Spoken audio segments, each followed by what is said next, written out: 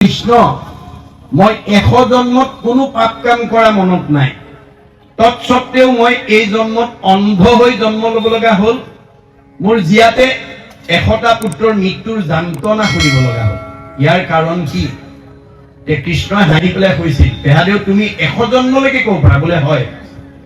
আদ্যবদী আগৰ জন্মটো বোলে সেইটো ক'ব নোৱাৰো। তেতিয়া কৃষ্ণই ক'লে, পেহাদেউ তুমি 100 জন্মৰ পূৰ্বতো ৰজাই আছিলা। এদিন মৃগয়া কৰিবৰ কাৰণে সৈন্য সামন্ত লৈ এখন অৰণ্যত প্ৰৱেশ কৰিলা। প্ৰৱেশ কৰাৰ লগে লগে তোমাৰ চকুৰ আগত এটা নুদুকা পহু দেখা পালা। পহুটো দেখাৰ লগে লগে তোমাৰ লোলুপ দৃষ্টি ইমান বাঢ়ি গ'ল, সৈন্য সামন্তলৈ অপেক্ষা নকৰি নিজেই ধনুত গুন্ধি তোনৰ পৰা শৰডাল উলিয়াই লৈ পহুটো শৰবিদ্ধ কৰিবৰ কাৰণে খেদি গলা। পহুটোৱে উমান পাই নিজৰ জীৱন বচাবৰ কাৰণে বিদ্যুৎ বেগেৰে অৰণ্যৰ মাজলৈ দৌৰ মাৰিলে আৰু তুমি পিছে পিছে খেদি নিলা। খেদি খেদি নি অতব্য অৰণ্যৰ মাজ মজিয়াত প্ৰৱেশ কৰিলা। শীতকাল আছিল, বেলি ডুবিল, অন্ধকাৰ হ'ল। তুমি বাটপথ হেৰুৱালা, পহু মাৰিব নোৱাৰিলা, লগৰ সৈন্যবিলাকো বহুত দূৰতে এৰি থৈ আহিলা। অৱশেষত উপায়ন্তৰ হৈ সন্মুখতে এজোপা বৰগছ দেখি তাৰ তলতে গৈ কঁপি কঁপি বহিলা।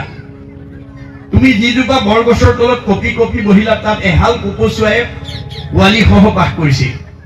তোমাৰ কঁপি থকা অৱস্থাটো দেখি কপৌজনীয়ে কপৌটোক কৈছিল, হেৰা স্বামী, আমাৰ গৃহৰ তলত যিজন অতিথিয়ে কঁপি কঁপি বহি আছে সেইজন আমাৰ দেশৰ ৰজা আৰু আমি তেওঁৰেই প্ৰজা। দৈবাত তেওঁ আজি আহি আমাৰ গৃহত অতিথি ৰূপে দেখা দিছে, কিন্তু তেওঁ জাৰত কঁপি আছে। তুমি অনতি পলমে জুই অকমান ব্যৱস্থা দিয়া। ভাৰজাৰ আহ্বান শুনি কপৌটো উৰা মাৰি গৈ পাহাৰৰ দাঁতিত গছে গছে ঘঁহনি খাই জুই লগা অৰ্ধদগ্ধ অগ্নিৰ টুকুৰা এটা আনি তোমাৰ সন্মুখত পেলাই দিলে। জুইকণ পোৱাৰ লগে লগে তুমি আনন্দ মনেৰে শুকান জাবৰ জোথৰ গোটাই দপদপকৈ জুই ফুৱাই জাৰ নিবাৰণ কৰিলা। কিন্তু দিনটো যে পহুৰ পিছত দৌৰি ফুৰিছিলা, তোমাৰ ভোক অনুভৱ হ'ল। তোমাৰ ভোক অনুভৱ হোৱা দেখি কপৌজনীয়ে কপৌটোক পুনৰ ক'লে, স্বামী তুমি অতিথিৰ এটা সৎকাৰ কৰিলা, বৰ্তমান তেওঁ ভোকত আতুৰ হৈ আছে, অনতি পলমে তেওঁক এটা ফল মূলৰ যোগান ধৰা। তেতিয়া কপৌটোৱে ক'লে, হে ভাৰ্যা, ইমান অন্ধকাৰ ৰাতি, ইমান মধ্যম ৰাতি, মই কোনো পধ্যে তেওঁক ফল মূল যোগান ধৰিব নোৱাৰো। তেতিয়া কপৌজনীয়ে ক'লে, তেনেহলে স্বামী তুমি এই পোৱালীকেইটাৰ তত্বাৱধান ল'বা, মই নিজৰ জীৱন বিসৰ্জন দি হলেও আজি অতিথিৰ সৎকাৰ কৰো। এইবুলি মৃত্যুৰ ফালে আগবাঢ়ি আহোঁতে কপৌটোৱে বাধা দি ক'লে, ৰবা ৰবা ভাৰ্যা, পৃথিৱীত যদি আটাইতকৈ ডাঙৰ বস্তু আছে পুত্ৰৰ প্ৰতি মাতৃ স্নেহ। তুমি এগৰাকী মাতৃ হিচাপে সন্তানকেইটাক যিমান মৰম চেনেহে পোহপাল দিবা, মই পিতৃ হিচাপে প্ৰতিপালৰ অভাৱত যদি কোনোবা পুত্ৰ মৃত্যুৰ মুখত পৰে তাৰ পাপৰ ভাগী মই হ'ম। গতিকে মই তোমাক পুনৰ পোৱালীকেইটা তত্বাৱধানৰ দায়িত্ব তোমাক অৰ্পণ কৰি ময়েই নিজৰ জীৱন বিসৰ্জন দি অতিথি সৎকাৰ কৰো। এইবুলি পেহাদেউ তুমি ভুৱাই থকা জুইকুৰাত মধ্যম ৰাতি কপৌটো জাপ মাৰি পৰি দিলে। পৰাৰ লগে লগে তুমি থাপ মাৰি ডৌকাত ধৰি ওপৰলৈ উঠাই আনি মনতে ভাবিলা, ইমান মধ্যম ৰাতি যেতিয়া এটা কপৌ চৰাই পৰিছে, ইয়াত নিশ্চয় আৰু বহুত কপৌ চৰাই আছে। তোমাৰ বিয়াত সুলভ মনোভাৱটো পুনৰ জাগ্ৰত হৈ গল আৰু ভাবিলা ইয়াক এৰি দিলে পলাব। পুনৰ পৰা এডাল শৰ উলিয়াই লৈ জুইকুৰাৰ কাষত দুইটা চকু মাটিত খালি থৈ গছত আৰোহণ কৰিলা। আৰোহণ কৰা দেখি কপৌজনী উৰা মাৰি পলাল আৰু তাত গৈ দেখিলা 100টা পোৱালী আছে। 100টা পোৱালী নমাই লৈ আনিলা, আনি সেই কুৰা জুইটোতে পুৰি এটা এটাকৈ উদৰস্থ কৰিলা। অৱশেষত সেই পিতৃকো সেই কুৰা জুইতে পুৰি উদৰস্থ কৰিলা। পেহাদেউ তুমি 100 জন্মৰ পূৰ্বত যি কৃতজ্ঞ কৰ্ম কৰিলা, উপকাৰী যি অপকাৰ সাধন কৰিলা, বিগত 100 জন্মত তাক তুমি ধুই নিকা কৰিব নোৱাৰিলা, যাৰ কাৰণে তুমি এই জন্মত অন্ধ হৈ জন্ম ল'ব লগা হ'ল আৰু তুমিও জীৱন্ততে 100টা পুত্ৰৰ মৃত্যুৰ যন্ত্ৰণা শুনিব লগা। পেহাদেউ ন ভুক্তং ক্ষতে কৰ্ম কল্পকৌ কিশোৰদে অপি অবশ্যমেব ভুক্তৈবং কৃত কৰ্ম শুভা শুভম। কামৰ দুটা, এটা ভাল আৰু বেয়া। গতিকে ভাল বেয়া কৰ্মৰ ফল কোটি জন্মত ভোগ নকৰাকৈ আপুনি ইয়াৰ পৰা ওলাই যাব নোৱাৰে।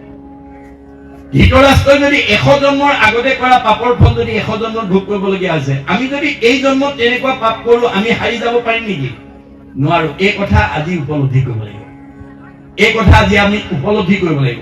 সেইকাৰণে তেওঁ কৈছে যে মই পূৰ্ব জন্মত কিবা পাপ কৰি আহিছিলো, শুনি ঠাই কৈছে, যাৰ কাৰণে মই এনেকুৱা এটা বেয়া সন্তানৰ মাতৃ হ'ব লগা হ'ল। এই উপলব্ধিটো লাগিব দেই। উপলব্ধিয়ে আমাৰ জীৱনলৈ সংস্কাৰ নমাই আনে। যাৰ উপলব্ধি নাই সি যেইছে থে 10 বাৰ ভাগত শুনিলেও 10 বাৰ ভাগত লুটিয়ালেও তাৰ চৰিত্ৰৰ পৰিৱৰ্তন নহয় যদি উপলব্ধি নকৰে। আজি আমি এই কাহিনীটো পঢ়ি উপলব্ধি কৰিব লাগিব। আমাক প্ৰত্যেককে ভগৱানে জ্ঞান এটা দিছে। কাৰোবাক ডাক্তৰ, কাৰোবাক ইঞ্জিনিয়াৰ, কাৰোবাক প্ৰবক্তা, কাৰোবাক অধিবক্তা, কাৰোবাক বুদ্ধি জ্ঞানী, মানি, খেতিয়ক, ব্যৱসায় ইত্যাদি ইত্যাদি। কিন্তু আমাক দিয়া বুদ্ধিটো বা প্ৰতিভাটো আমি প্ৰণালীবদ্ধ প্ৰয়োগৰ দ্বাৰা তাক বিজ্ঞানলৈ উত্তৰণ কৰিবলৈ শিকিব লাগিব বুলি কৈছে।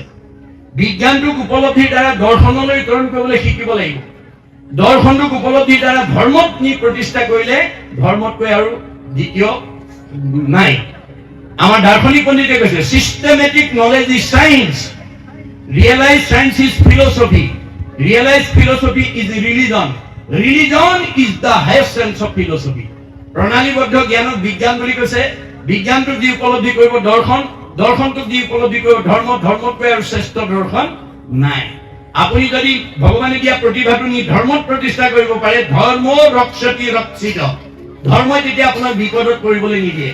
যদি আপুনি সেইটো কৰিব নাজানে ধৰ্ম হতু হন্তি, যি ধৰ্মত নি পেলাই জ্ঞান প্ৰতিষ্ঠা কৰিব নাই তাক ধৰ্মই ৰাখিব নোৱাৰে। শংকৰদেৱে এটা বাক্যত কৈছে যতেক দেখা খোজ সমুদায়, হস্তিৰ খোজত হবে লুকাই, এই মতে যত বিশ্ব সমস্ত, কৃষ্ণতে জানা হবে যাই অস্ত। প্ৰকৃতি জগতত যিমানবিলাক জীৱ জন্তু আছে সকলো জন্তুৰ খোজ হাতীৰ খোজত লুকাই যায়। হাতীৰ খোজতকৈ আৰু ডাঙৰ খোজ একো প্ৰাণীৰে নাই।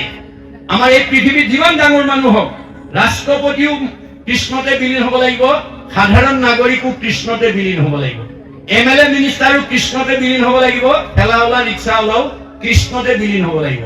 আপোনালোকৰ এইখন গাঁৱৰ ধনী মানুহজনো কৃষ্ণতে বিলীন হ'ব লাগিব, দুখীয়া মানুহজনো কৃষ্ণতে বিলীন হ'ব। কৃষ্ণৰ ব্যতিৰেকে আৰু দ্বিতীয় নাই। সেইকাৰণে গুৰুজনে কৈছে কৃষ্ণক পুজিলে পূজা সমস্তৰে হয়, পৃথকে পুজিলে পূজা কেহু নলয়। এই তত্ত্ব আমাক দি আছে দেই।